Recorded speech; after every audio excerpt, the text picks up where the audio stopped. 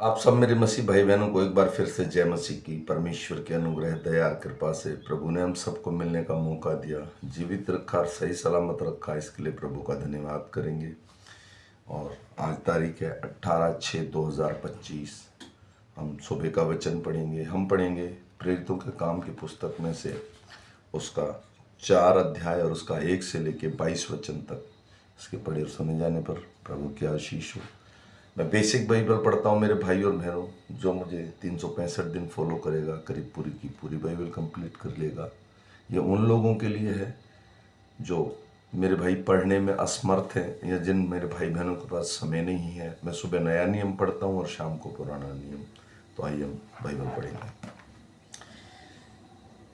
जब वे लोगों से यह कह ही रहे थे तो याजक और मंदिर के सरदार और सदूकी उन पर चढ़ आए, क्योंकि वे अधिक क्रोधित हुए कि वे लोगों को सिखाते थे और यीशु का उदाहरण दे देकर मरे हुओं के जी उठने का प्रचार करते थे। उन्होंने पकड़कर दूसरे दिन तक हवालात में रखा, क्योंकि संध्या हो गई थी। परंतु वचन के सुनने वालों में से बहुतों ने विश्वास किया और उनकी गिनती 5,000 पुरुषों के लगभग हो गई।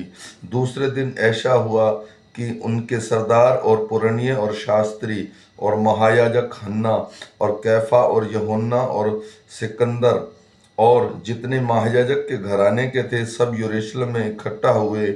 वे उन्हें बीच में खड़ा करके पूछने लगे कि तुमने यह काम किस सामर्थ्य से और किस नाम से किया है। तब पतरस ने पवित्र आत्मा से परिपूर्ण होकर कहा, हे लोगों के सरदारों और पुरनियों, इस दुर्बल मनुष्य के साथ जो भलाई की गई, यदि आज हमसे उसके विषय में पूछताछ की जाती है कि वह कैसे अच्छा हुआ, तो तुम सब और सारे इजरायली लोग जान लें कि यीशु मसीह नासरी के नाम से, जिससे तुमने क्रूस पर चढ़ाया और परमेश्वर के मरे हुए में से जलाया, यह मनुष्य तुम्हारे सामने भला चंगा खड़ा है। यह वही पत्थर है जिसे तुम राजमिस्त्रियों ने तुच्छ जाना, और वह कोने के सिरे का पत्थर हो गया, किसी दूसरे के द्वारा उद्धार नहीं, क्योंकि स्वर्ग के नीचे मनुष्य और कोई दूसरा नाम नहीं दिया गया जिसके द्वारा हम उद्धार पा सकें।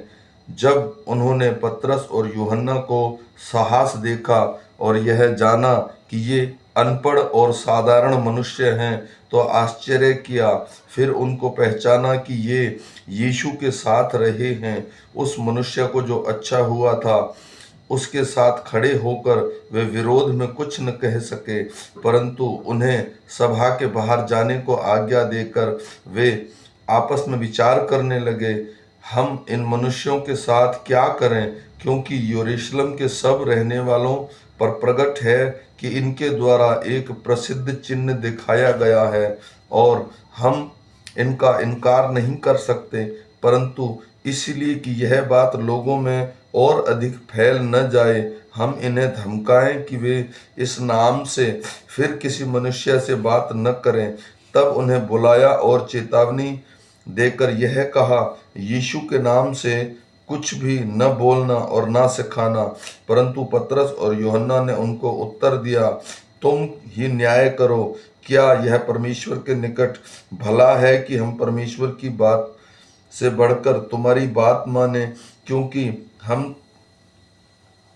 हमसे तो हो नहीं सकता कि जो हमने देखा और सुना है वह न कहें। तब उन्हें उनको और धमकाकर छोड़ दिया, क्योंकि लोगों के कारण उन्हें दंड देने का कोई दाम नहीं मिला, इसलिए कि जो घटना हुई थी उसके कारण सब लोग परमेश्वर की बढ़ाई करते थे। वह मनुष्य जिस पर यह चंगा करने का चिन्ह दिखाया गया था 40 वर्ष से अधिक आयु का था। आमीन। मेरे भाई और बहनों, ये छोटा सा वचन है, हमारे हृदय और मनों में काम करे। हम फिर मिलेंगे शाम के वचन के साथ। मेरा जो बहन भाई इस वचन को सुने, एक दूसरे को शेयर कीजिए, ताकि परमेश्वर का वचन बहुतायत से बोया जाए। सारा आदर महिमा प्रभु यीशु को देता हूँ। फिर मिलेंगे शाम के वचन के साथ, तब तक सबको जय मसीह की।